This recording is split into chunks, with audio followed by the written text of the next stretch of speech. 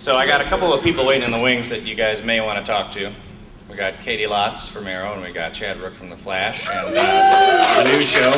And if you give them a bigger round of applause to let them know that they can come in, let's do it.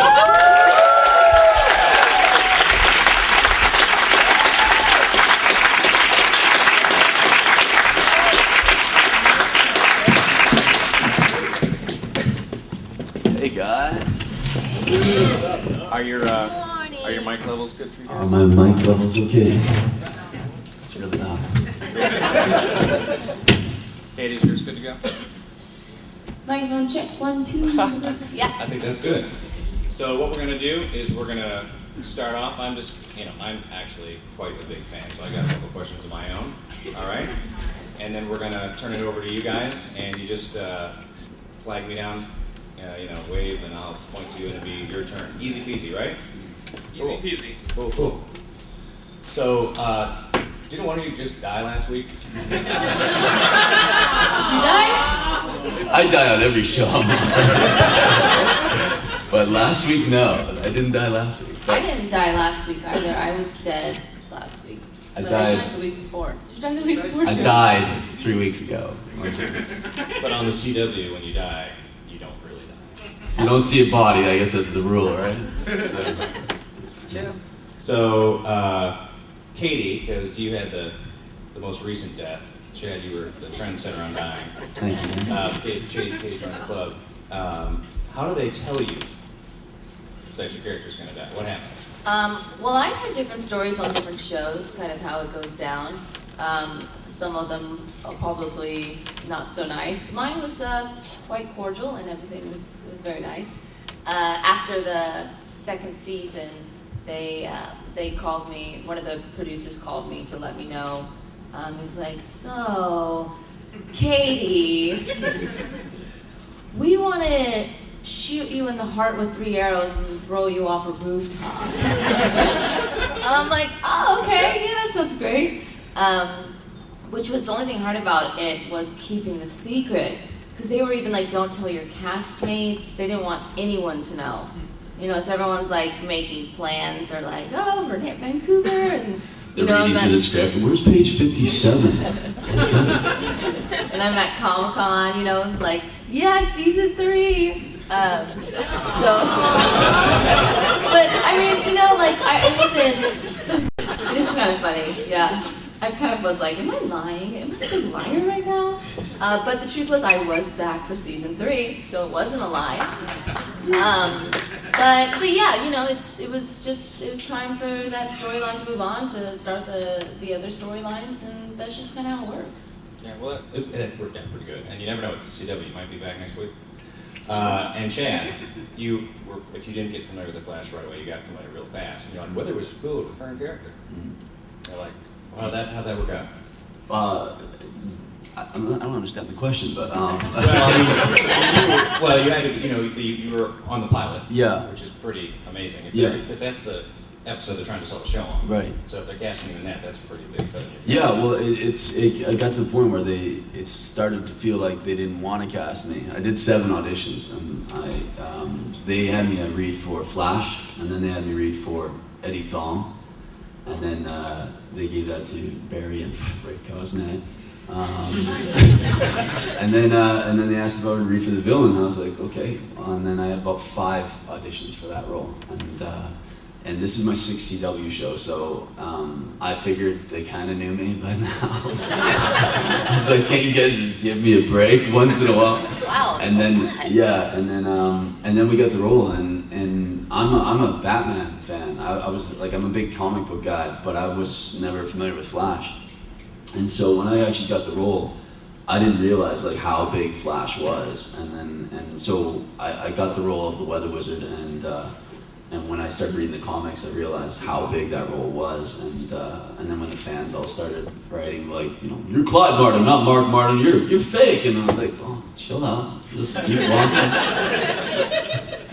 Yeah, you don't mess with the fans, the superhero fans and stuff. They don't like differences to take place. So, but got a lot of that Laurel hate. But yeah, that's it. But we have Andrew Kreisberg and that, who also did Arrow, and they know their stuff, and I'm pretty excited with what's coming up, and I don't want to talk too much about what's coming up, but I'm still working. There's something. I'm not saying what show. You're still friends with the CW, we can say that. Right? Yeah, I just landed a role on iZombie, actually, so, which is a new DC comic show starting in January. So I'll be on that one today. So. Oh, thank you. Seventh CW show. Before I turn over to the adoring fans, Caity, what, you know, I know that you do all kinds, you got your fingers in all kinds of artistic things and you like to do, did you say this kind of production thing you're working on that you're gonna, what's your hot project now that you're most excited about? Well, there are things that you can talk about. I can't really talk about because there's actually a comic book that I hopefully will be optioning. We'll see. You know, you never know if these things will happen. Ladies and gentlemen, a new Batgirl. No, but yeah, no, I'm excited about that and like trying to start doing my own project. So I can only make him audition once and not kill him. I like that. So, do you guys have any questions? You do. Well, first I just want to say, Chad, you live to die another day. That's like my motto for my career. Well, hopefully on another CW project. Yeah, that's right. Yeah. Who knows? Maybe the 100 and whatever else they got. Yeah. I suppose. I guess my question would be for you, Chad. How good does it feel to be the first like major villain to be, I guess, shown off on this pilot of The Flash? And obviously there's been a lot of DC projects in the works for a long time, but you gotta feel sort of proud that you were the first and you were the one that kind of really helped lift the show and to push it forward. Yeah, it was about almost 2 years ago now. My agent and I, we sat down and I was like, what kind of role did we want to go for? And I said, well, I play a lot of villains and I'm a comic book guy. Let's go after a superhero. Flash forward, I got Flash audition and I got to play it. The good thing with playing a character like Clyde Martin was, first of all, there's a couple reasons. It's never been portrayed on TV before, so I never really had a bar that I needed to meet. So I had the rare opportunity of being able to set the bar for other people. Take that, Wentworth. And like I said, when you do a pilot, they have a lot bigger budget than the normal, you know, episodic versions of it. So being able to play that, it was kind of cool because a lot of times on TV, and Caity can attest this, when they give you a character like that, normally you think one thing, so they're like, oh, you're the weather wizard and you control weather. And I was like, great, I get to make it rain. And usually it's always less than what you think. But they're like, nah, we're gonna put you in the middle of an F5 tornado. I was like, get the out of here. But they did, and so it was really kind of cool to be able to set that bar. And because I have a lot of friends in Vancouver, I know what's coming down the road, and I've seen the auditions sides and the scripts, and they even got bigger things coming, and even for me to be part of that show, whether it's in the future or just even the premiere just alone, when you find out that 6.82 or so million people watched you kick some ass on TV, it's pretty badass. Yeah. Yeah, that actually segues into something else I want to talk about when you mentioned Vancouver. Canada's kind of becoming Hollywood North now. I mean, all the really cool projects are coming out of Canada. Yeah. Which means, you know, you're a Canadian, so you know, you're from there. But you know, Caity, you and a lot of your friends, you know, are now having to travel up to Vancouver. And what do you do? Do they put you guys up in apartments up there? Or you just stay in hotels? And I mean, how does it work? If you are a regular on the show, they pay you like a relocation fee, and then you have to move to Vancouver and get a place, you know, car, everything, and you're kind of expected to be a local, so you have to become a local. If you're a guest star, which I ended up being for 22 episodes, which the benefit out of that they give you hotels, they give you drivers, they pay for your plane tickets, which was nice. But also hard because I never set down roots, and I was there for like 8 months, living in a hotel out of a suitcase. But you get used to it, and I got to go back a lot to California, which was nice. I'd fly home like every other week at least.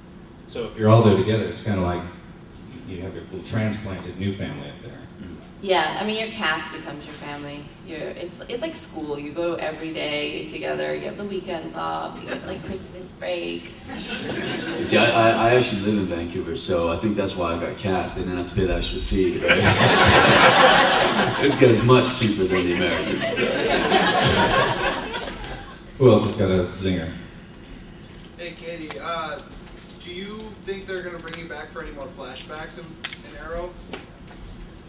I'm trying to remember the articles that I've read, so what I'm allowed to say or not. They have said that. Yeah. Okay. So, That's why yeah, DC yeah. likes her now. She goes by the rules. I'm just like, I'm still working. I think I know that I will be coming back, and I'm assuming it's flashbacks because I'm dead, or she's dead, and I know that they had talked. I think they mentioned and I'm not saying this is confirmed, but some of the Sarah stuff with a little bit of the background or kind of what happened to Sarah after she died earlier, the second time she died when she got pulled off on the freighter. All right, thank you. Anybody else? Question? Poison Ivy? For Caity, so I know Black Fury is a very physical role, and I know you have a background in dance, but what do you do to really work out to get into your How do you get those buns? What I do, well, it's hard. Like when you're actually shooting, it's really hard to make the time to work out. I know Steven actually was really good about that. Like Steven, he'd come to set and it'd be so early, and he's like still sweating from his workout. I'm like, he just woke up. Like, how do you do that? But what I've been doing right now, I do yoga a lot because it helps long and lean everything and stretch it. And then I take. Me and my friend Mindy, you guys probably met her, she's here somewhere. She's the girl that's been with me, one of my best friends. But we take Muay Thai. We try to do that twice a week, and we take Kali twice a week, which is Filipino martial arts. It's like the stick fighting, which came in handy with the bow staffs, because it's that kind of stuff. And knife fighting, stuff like that. But I like that better than the gym. I'm not a big fan of just going to the gym, and I like when you're also learning something. Right there. To follow up on that, what was the most challenging thing that you had to do when shooting Arrow? Well, when we shot the League of Assassins episode, which was the heavy Sarah episode, that was really challenging. I had 18-hour days, and then they would force the call, where I have to get up even earlier to come back, which, was fun, but it would be I would go and shoot Island Sarah, and I'm getting dragged around and thrown on the the ground, and then they'd be like, okay, we have to go to second unit, and I have to change into Canary costume, and then we go shoot Canary stuff, and it was just really exhausting, and there's a lot of fighting and a lot of crying, so it was an exhausting episode. It's my favorite, but yeah, I think that was difficult, and the cold. I'm not Canadian like this guy over here, and that Why do people winter, think because I'm Canadian I can withstand the cold? It's like, oh, you're from LA, let me light you on fire. Oh, hot! This is hot? I thought you were from LA. Wait, is that not true? Is it not true? Can you not know that? All of a sudden, I'm Captain Cold. Yeah. Well, I guess he was suffering as well. Shooting outside in a corset. I missed that role. And speaking of the roles, obviously people right now are focusing on the Flash and Arrow, but what surprises you, at a con or at a grocery store, where someone comes up and says, "Oh, I love something from your past," where you really respect, "Wow, someone was really into that," because you guys have done a bunch of different projects. What surprises you the most? If people are like, "You saw that? Sweet." Oh, well, when people come on, they've seen little short films that were just released on YouTube, and you have 15 shows on TV and stuff, and they're just like, "Oh, I seen you in that little short film," and I was like, "Security, get her out of here. I don't want her talking about that short film. I don't want anyone to see that ever again." I think me, I'm always surprised. I did a show called Death Valley on MTV, which probably no one here has seen. Yep. So we did a whole season. I mean, it was like, it actually, but sometimes at a convention, like people come up and they're like, what happened to Death Valley? And that's It obviously wasn't marketed. No, it was not. That actually, they did absolutely zero marketing, which probably why it didn't do well. But you guys should check it out. It's actually funny. It's like Reno 911 with zombies, werewolves, and vampires. I'm like a cop. We're cops that patrol the. So it's like dead. zombies in tight short pants. It's a good reference. Okay, who else has a good question? Some of the best scenes in Arrow were like in the cave when all you guys are together. What was it like working with Dago and all them? Like, how fun was that? Like working with Oh, in the Foundry? Yeah. Foundry days are like very specific days where we know we're like gonna go a little crazy. Because we're just like all hauled up. And whenever, those days are like 12 pages of shooting, which is like a lot. But it's always when there's lots of dialogue happening. So it's gonna take a long time. But we always have so much fun down in the Foundry. Yeah, it's there. I think that's probably where we get the craziest, just because you're like all confined and you're just in this one room the entire day and everyone's joking around and getting in trouble. Right there. What's the casting like, or how do you hear about things for these big shows and the superhero type shows? Do you get contacted directly, or is it more kind of an open call to agencies? Well, we both have agents, and that's basically their job, is to search for roles for us all day, every day. And CW is a little bit different. CW asked for us directly because, like I said, I was on a lot of CW shows, and they wanted me to read for Flash at first, and then they just kept giving me offers like for different auditions and stuff. So normally it's all in the hands of the agent. You know, you tell them kind of what you want to do, and it's up to them to scout. Otherwise, they don't get paid. Same thing, probably. yeah. But they can request you, and they can say specifically, you know, Yeah, hey, we're absolutely. thinking we're just developing this new thing, it's gonna be perfect for Caity, it'd be perfect for Chad. Yeah, and sometimes, I mean, if you get really lucky, you get the offer. You don't audition. And I just got my first offer ever from a movie I'm doing called Mantis. It's about a serial killer up in Canada, and I was a good guy, Are you right? playing the serial killer? I do. But yeah, so I mean, if you're lucky, sometimes you don't even have to audition. Right? So, Yeah, you're getting typecast. Bad yeah, I try to play a different bad guy every time. I'm not just a vampire. Yeah, no, yeah. Right there. I was kind of curious, can you give us an idea of, how much time you have to prepare, like when you get the shooting script, when you're actually on set, trying to go through it? I mean, are there any practices, or is it basically show up? You get the script. It's different for each show, but like with TV, you move so fast. And usually, like, we'll be shooting, and then the new episode starts the next day, and we're just getting that script the day of.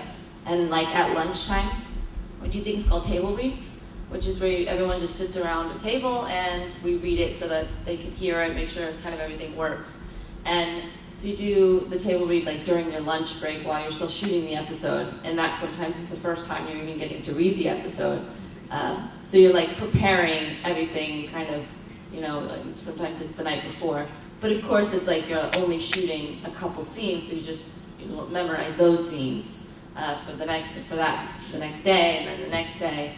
And things can change like that. You can get all of a sudden, there's something completely different. It's like, in this one you were pregnant, now you're not pregnant anymore. They changed their minds, or something like that. So it's very TV is very on the fly. You have to be really good with memorizing, especially on those Foundry days when, we're like, the Tibetan pit viper venom was stolen from, and you're like, saying all this jargon stuff. It can get difficult. Yeah, and table reads are a lot of fun. It's a little off top, but we were doing the table read for Flash, and Jesse Martin, who's on the show, he's from Law & Order, and basically we were reading the script, and it was the premiere episode, the pilot episode, so they had a big screen with everyone from LA as well, and Stephen, everyone was there reading, and then as we're reading, Jesse Martin every now and then would just start breaking out in laughter. And everyone just kept looking over him, and then about the fourth time, we're like, dude, what are you laughing at? He's like, I'm just so excited. So it's pretty cool when you get to meet people that you're watching and stuff, and you know, they still have that youth heart in what we're doing. It's pretty cool. That's very cool. Which role, actually, you're giving me all these great segues, I don't have to think about this. Which was the first thing that you guys did where you felt like you crossed that critical threshold, and now, you know, you've got, your career is rocking, you know, it's going up and up and up. Kind of a break, This you is mean? the thing, like the big one. I did a show, it was called Secret Circle, and that role really opened up a lot of things, especially with CW for me. And then I was a regular on a show called Cult, and I think that was kind of for the social media aspect for me is a big thing in interacting with the fans and stuff, because when I started acting, I did theater, and it was a really good way to like interact with people face to face. But then you start acting on film and TV, and you don't really get that interaction. That's why I like doing conventions, is you actually get that interaction again. And that's why I do a lot of social media. It's nice to be able to interact, because I'm a fan of TV myself and stuff. And so Cult really kind of brought that out and kind of built up the following. And I think CW and other productions, they take notice in what fans are saying. And I'd probably say Cult and Secret Circle. Cool. Katie? Yeah, nowadays it's like you get cast on the number of Twitter followers you have. Oh, sorry.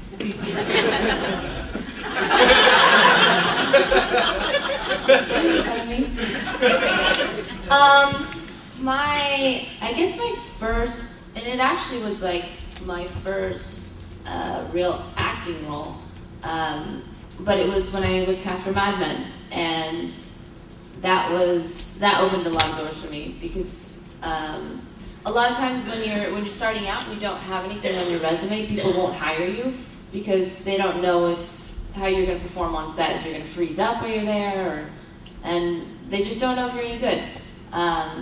So when I booked Mad Men, it was like, okay, you know, Matt Weiner, the creator of the show, says that she's good, so we'll hire you. So I think that really opened all the doors for me. And which was cool too, because I thought it was just going to be one episode, and it ended up being like a recurring role, and cool to come back like this last season and stuff. Cool. Anybody else? Who did the most jokes or pranks on set? You guys can both answer that. Well, now it's a lot different on Flash than it was for the pilot. The pilot was very serious. It was you had all the executives and everybody on set, and when you have all your bosses right here, you're very cautious of what you're doing on set, and I think everyone just loved the script and wanted to really, do a great job. So it was a little bit different than now. Yeah. So I hear. When everyone's just family. Yeah, I think DC's calling it. Fired. And so it's a little bit different when you become, because then you get all used to it. Like, I mean, I'm sure her first episode is a lot different than her 22nd episode, right? Where you're now a family type thing on set and you're joking around. But it was funny with Grant Gustin, me and him worked together the most. He's from Glee, if a lot of people don't know. And I didn't know, but my sister was a huge Glee fan. And so he was nice, and he made a video for my sister saying hi as his Glee character and stuff. But then it just got weird because my dad started requesting for Candace to make videos.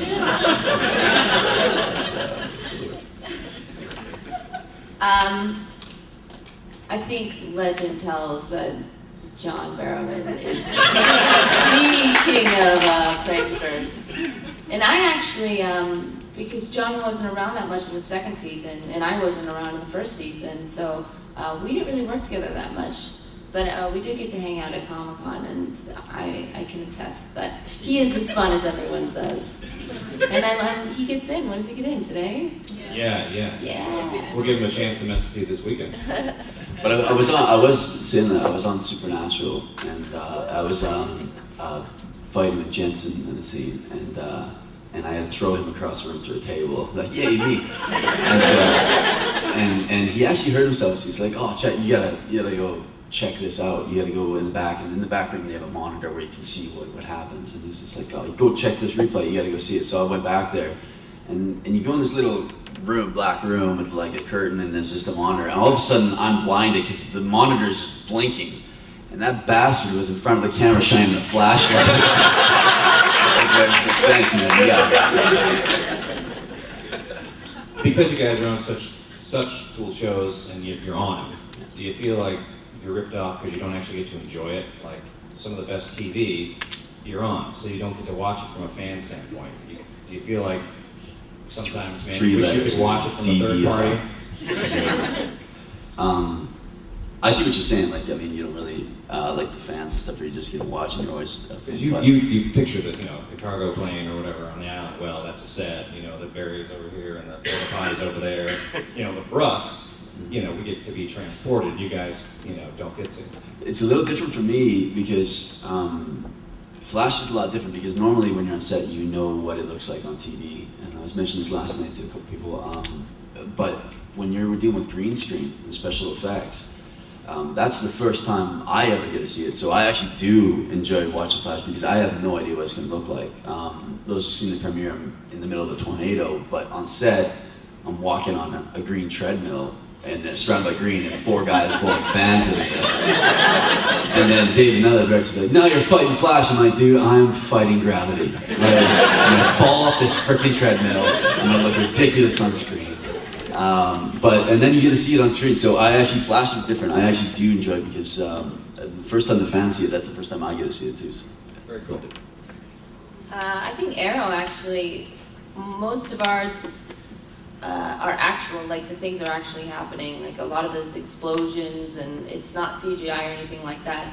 So I actually like it because I get to feel it and experience it. And there's definitely moments in there where, like that in the finale, when we have like the Mercury soldiers and then like the Arrow, we're in our V position and we're like coming in, and like it was so, I felt like it's like Braveheart or something.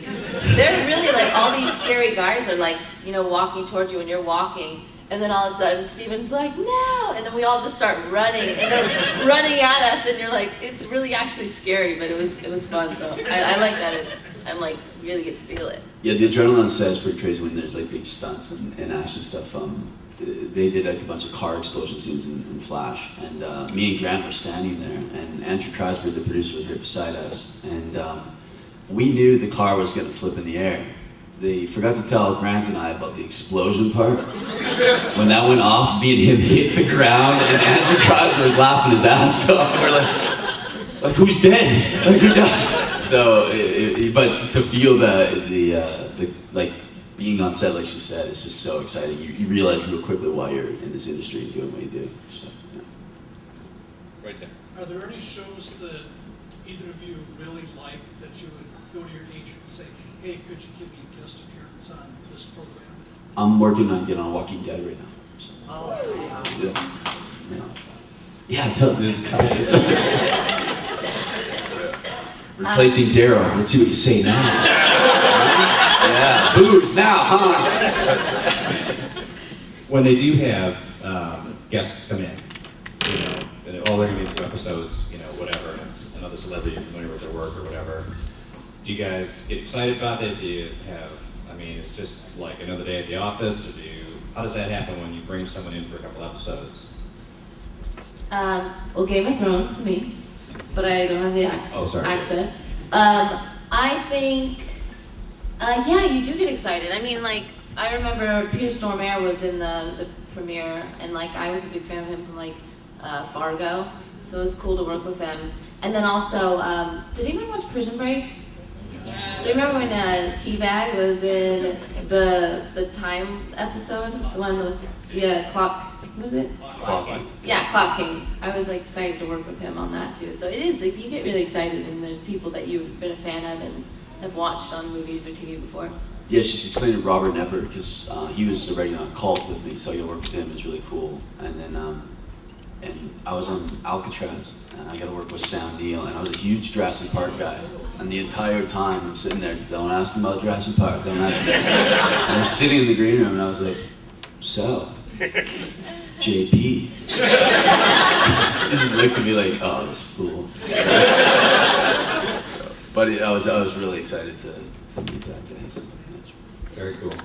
Anybody else with a? Do you guys like doing, like as you're doing it, do you enjoy movies or TV shows better? Like the atmosphere of producing it? well, if you're on a show like Flash, it's kind of like doing a movie anyway. It is a different vibe. Movies are usually a lot bigger sets, and funning and stuff like that is a little bit different. But I approach the characters the exact same way. So it really just depends on the character as to how much I really enjoy it or not. It's really not a difference for me in TV or movies or movies. Yeah. I think TV, everything's just so much quicker. You're filming, it's so much material so fast, and on movies you get a lot more time to do everything. And I feel like there's a little bit more pressure of perfection on film. Because TV, I don't know, it just seems like since it's such a weekly thing, you're putting so many out, it's not as much pressure of every moment has to be perfect, everything has to look perfect. Though now TV is, it's the golden age of TV. I really enjoy working on indie films. I did one studio film, and that, it was cool, but with indie films, the nice thing is, if I want to wear a different t-shirt, it's not like a conversation that has to be called to everyone and all the producers, and it takes us 2 days and to try to figure out if I can wear a pink shirt instead of a blue shirt. I have a lot more freedom in the indie film world. I think it's because there's not a lot of money in it, so people don't have to be so controlling over it, and you're a little bit more free to do things. Indie films they have their downsides though too. So all of a sudden there's 20 people on set and no food or anything. It's just where's the food? You're like, oh, that's in tomorrow's budget. Anybody? Someone in the back? All right. Go ahead. Josh. Who are you guys' role models? Who do you look up to? I'm a huge fan of Johnny Depp and Mickey Rourke. That's kind of... Really like Angelina Jolie, especially now. Maybe not the Blood Dungeon days, but the UN Mother days.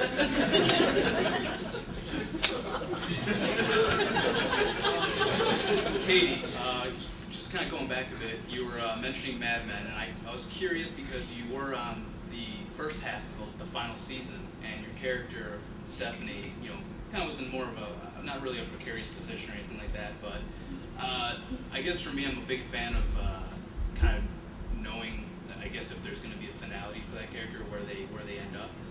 Do you, I guess, in any way can share with us if you are actually going to appear again in the final 7 episodes coming up? I could tell you, but I'd have to kill everyone in this room. Fair enough. So. Do you feel that, I guess, in a way that her story is finished then, if that was it? We're actors. Our roles are never done. It's no, but you bring me back to life, right? All the time. I want to know what happens to her. We left her. She's very much about. If you guys haven't watched it, my character was very far along pregnant in the last. This last season, and hitting up Dawn for money. So I'd like to know what happens to her. Yeah. That's good. Any questions over here? For either of you, are there any film or TV directors that you guys really want to work with that you haven't worked with yet?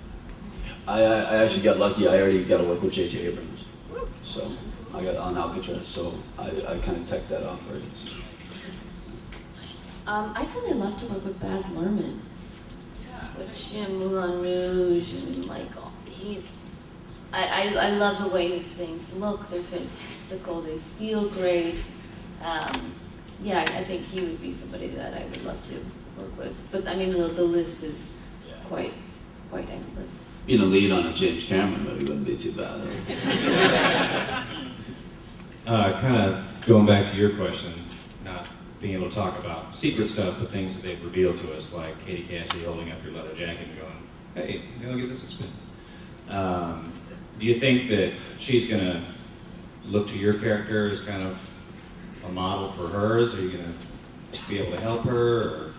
I would imagine she wouldn't. If I were in her shoes, I wouldn't. I would want to do my own thing. Anytime you try to, you know, do something similar, it's a second rate. That's why you always just have to do your own original. And I'm pretty sure, I mean, Katie Cassidy is a great actress, and she's really been working hard to prep and be able to step up for this role. So I think she's gonna, you know, carve out her own path. What I did is already done. That's right. It was pretty amazing, right?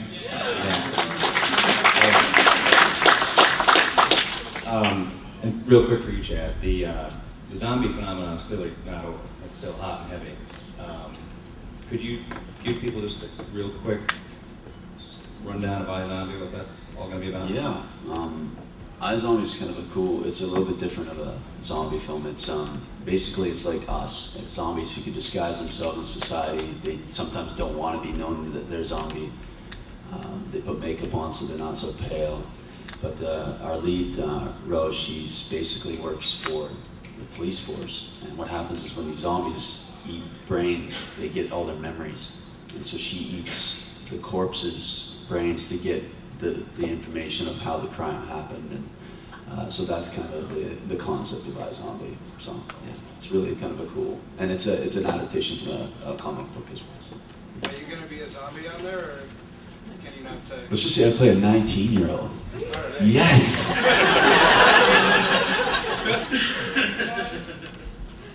Any other questions? So, Katie, back in San Diego, Steven actually teased possibly doing American Ninja Warrior. And I know you can do the salmon ladder, so is that something you'd ever consider doing? Oh gosh, that would be like so much pressure.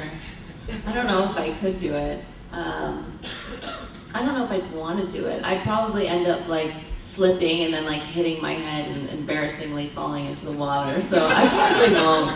No. I'm good on that one. Have you two either or ever gotten like really injured while on set at all?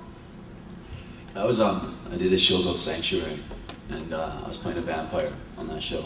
And they give you these prosthetic teeth, and they're very sharp, but not soft. They're very hard and they're very sharp. And we did a fight scene with myself and Jonathan Young, and basically he had to turn around and clothesline me. But we did it so fast that he actually hit me in my mouth, and I had 4 holes in my gums, and there's blood literally everywhere. So I've used a lot of stunt guys since then. Yeah. I don't think I've actually really ever gotten that injured, knock on wood. I've maybe done a little bit more injuring. Well, now you got to say, who'd you hurt? Well, never like seriously hurt, but sometimes when you're fighting and you don't get as much time to rehearse things, and I've definitely knocked a couple good stuntmen with my bow staff before. And myself, I really like, when I was learning how to use the bow staff, definitely was bruising the heck out of myself. I also did Bates Motel, and there was a scene I did with Michael Eklund, and he basically had to jam a gun into my chest over and over and over because he was interrogating me, and then slapping me, and then punching me. And for some reason, the director decided to do about 19 takes of this thing. And the next day, I had to fly to Toronto to do a film show called Played. And I actually had to miss my flight because I had bruised 3 ribs, and I was in the hospital. So from that, so, yeah. Fun times. Yeah.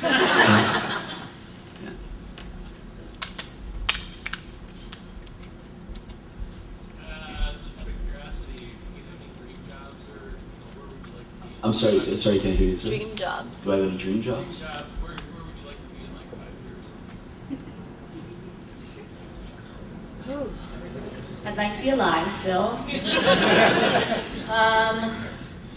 I would really love to be in like a big studio action flick, something where you have, you know, the opportunity to have time to train. I want something where they're like, okay, we need 6 months for you to train and learn how to use nunchucks and a sword or whatever, but like really get into it and yeah, big, like some big studio action where you just have the budget to do whatever you want and fantastic effects and the best stunts, and that'd be really cool. I personally heard that they're doing a Flash movie. I want to run for Flash.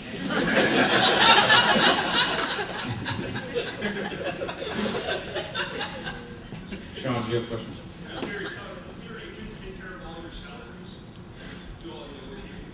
I'll let Caity answer that one. And do all the what?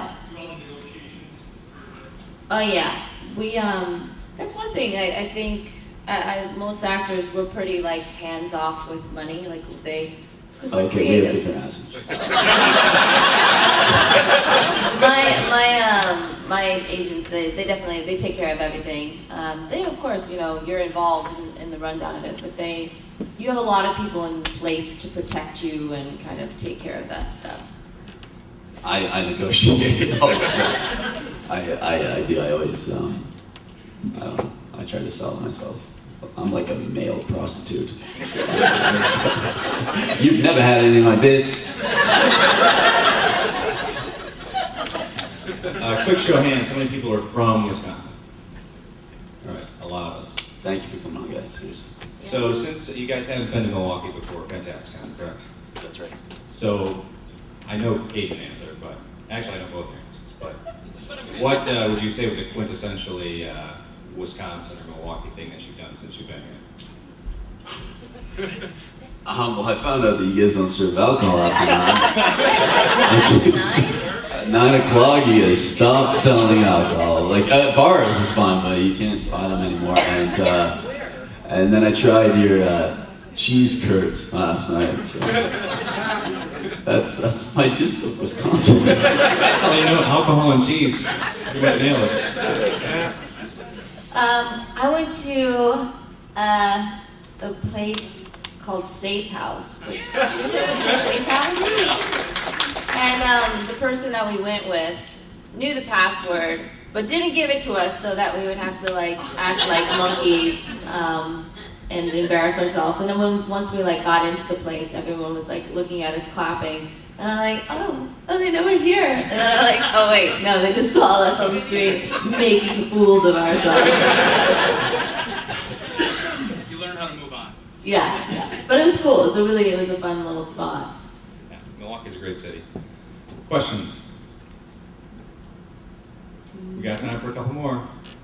Whoa. Oh. See? When you apply the pressure, Shy people here. It's just...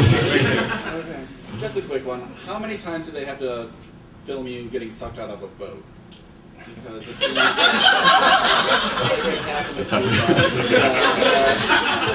I think, well, you know, the boat that was the yacht, that was a dry, there was no actual water there, that was all effects. And I was just getting pulled out and they added that stuff later.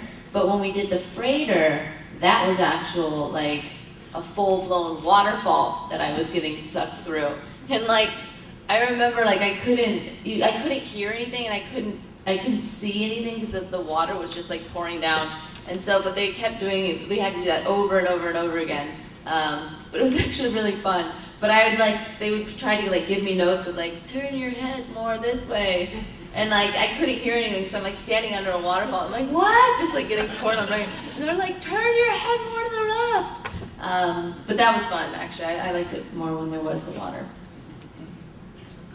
There was, you were first, and then you. Wait.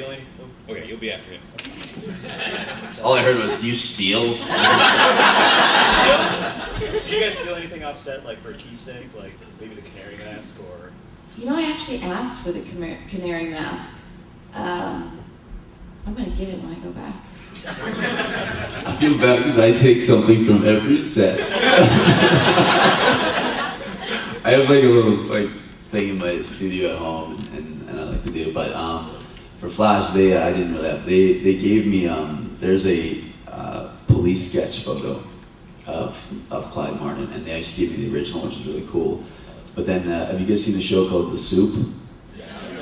Well, they decided to make fun of that sketch, saying Flash isn't about the fastest man in the world, it's about the most accurate police sketch photo artist in the world. So it was pretty funny.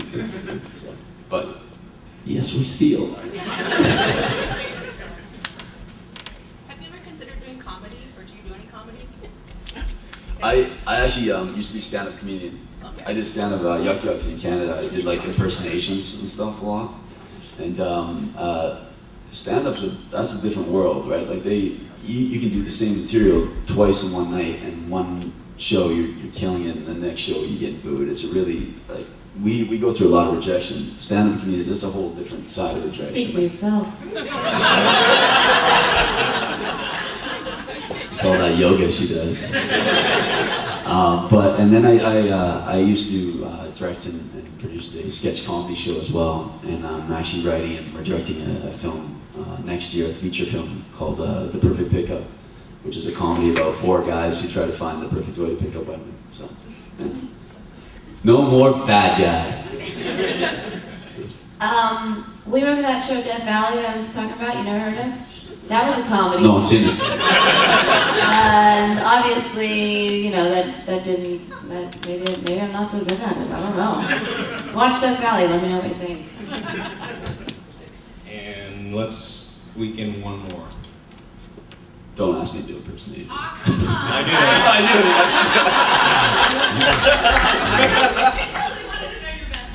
Yeah, do it. You guys know Smeagol from Lord of the Rings? Yeah. I will do both of them. Alright, so Smeagol. Well, Carl Smeagol. Narcissus Narcissus. Narcissus stools are nice. Their stools are precious. No, Narcissus is a friend.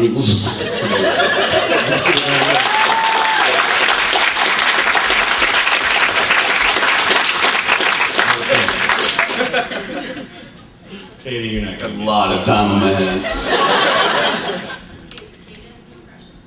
No, I do not. Do your best Christopher Walken. Caity doesn't do impressions. But one thing Caity does do, and Chad does do, is they sign autographs and take photos over at the Ramada. I see where you're going. You. We call that a segue.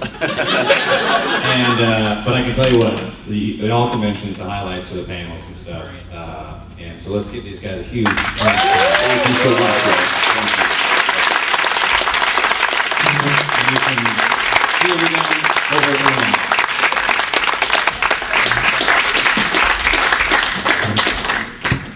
Bye guys, thank you.